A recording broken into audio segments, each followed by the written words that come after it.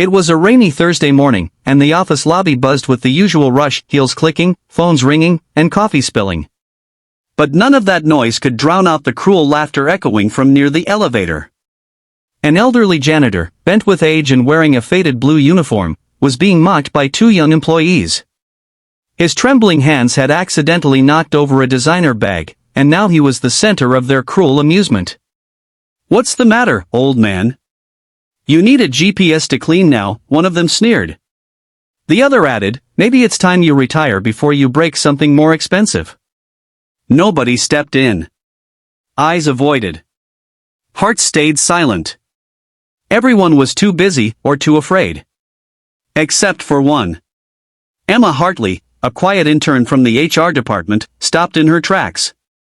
She wasn't wearing designer clothes or fancy heels. Her hair was tied in a messy ponytail, her sneakers soaked, and her backpack had one strap broken. But she had something those others didn't: compassion. She marched toward the scene and stood between the janitor and the two bullies. "Enough!" Her voice cracked like thunder.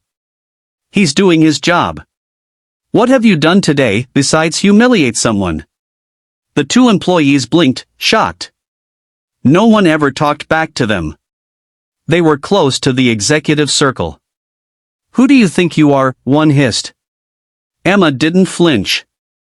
"Someone who knows that kindness is more important than status. Say sorry."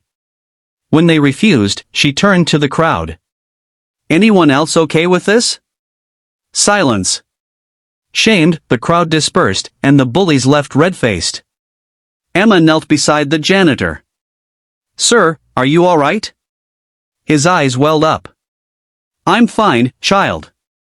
It happens a lot." "Not anymore," she said softly. From that day, Emma made it a habit to stop by and talk with Mr. Thomas, the janitor. She brought him coffee on cold mornings, helped carry his supplies, and made him laugh with silly stories. Over time, he shared bits of his past: a widower, once a mechanic, who took this job to pay for his son's hospital bills. One evening, as she sat on the bench outside the office with him, Mr. Thomas sighed. "You remind me of someone." "Who?" she asked. "My late wife. She believed in treating everyone like family. Even strangers." Emma smiled. "Maybe that's why we met."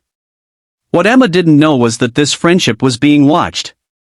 Up on the 19th floor, CEO Liam Prescott, known for his stern demeanor and laser-focused attitude, had noticed Emma's act of bravery that morning. He had seen it from the security feed. And he hadn't forgotten.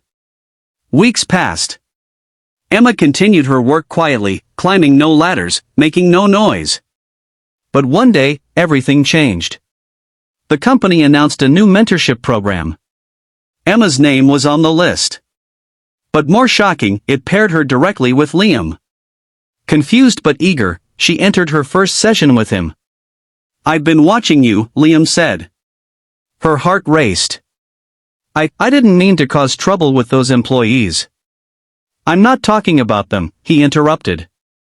"I'm talking about you standing up for someone who couldn't stand up for himself. That takes strength." She looked down, blushing. It just felt like the right thing to do. He smiled, a rare sight. And the right thing is often the hardest. They began working together closely. Emma found Liam difficult at first. He was blunt, intense, and distant. But soon she noticed cracks in the armor. He listened when she spoke. He remembered small things, like how she liked her coffee or that her favorite color was green. One late evening, after finishing a proposal, Liam asked her, "Why are you still an intern? You have the talent and heart of a leader." She shrugged. "Not everyone gets a fair start." His eyes softened. "Neither did I." That night, something shifted. Over the next few months, their bond grew. They laughed. Argued. Shared meals. And one evening, Liam invited her to a charity gala. "Are you sure I belong there?" she asked. "I wouldn't go without you," he replied. The gala was dazzling. Emma wore a dress borrowed from a friend, her hair curled with effort. She stood nervously by Liam's side as the elite walked by.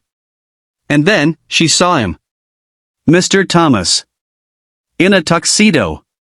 Greeting guests like he knew every one of them. She blinked. Is that Mr. Thomas? Liam smiled. Yes. That's my mother. Emma froze. Wait. What? He chuckled. Thomas is her last name. She didn't want anyone to know who she was. She came here undercover to see what kind of people worked for me. Said she'd only bless my company if there was heart in the building. Emma stared, stunned. So that means I've been bringing coffee to a billionaire, Liam finished. Who adores you?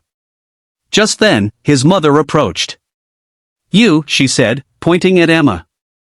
You're the one who saved me from those hyenas. Emma stammered, I had no idea who you were. I just couldn't let them treat you like that. The woman smiled warmly. And that's exactly why you're the one. Liam turned to Emma. There's one more thing. He knelt. In front of everyone. Pulled out a small box. I don't need another gala, another title, or another dollar. I need you. Will you marry me? Tears welled up in Emma's eyes. Yes. The crowd erupted. But the loudest applause came from the woman who had once been a janitor in a dusty hallway.